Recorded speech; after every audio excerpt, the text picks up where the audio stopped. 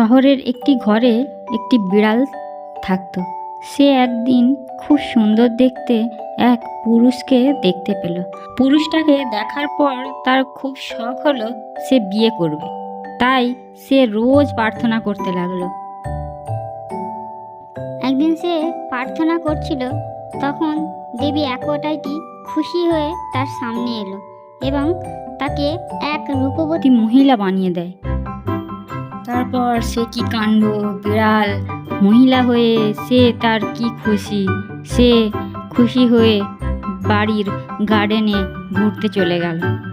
আর সেখানে সেই পুরুষটি ওই মহিলাটিকে দেখতে পেল এবং তার শখ গেল সে তাকে বিয়ে করবে। পুরুষটা সেই মহিলাটির কাছে এলো এবং তাকে জিজ্ঞাসা করলো যে আমি তোমাকে বিয়ে করতে চাই, তুমি কি আমাকে বিয়ে করবে?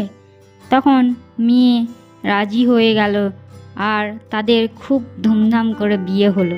বিয়ে হবার পর তারা ঘরে এলো ঘুমাবার জন্য। ঘরে আসার পর তারা মনের আনন্দে বিছানায় বসে গল্প করতে লাগলো।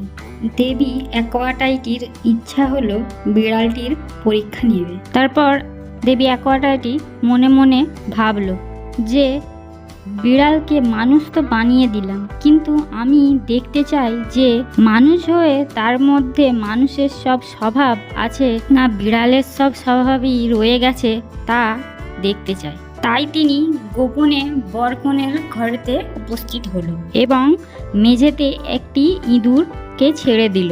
ইঁদুরটা ঘরের মেঝেতে খেলে বেড়াতে লাগলো। ইঁদুরটিকে মেঝেতে খেলে বেড়াতে দেখে বিড়ালির মন চঞ্চল হয়ে উঠল।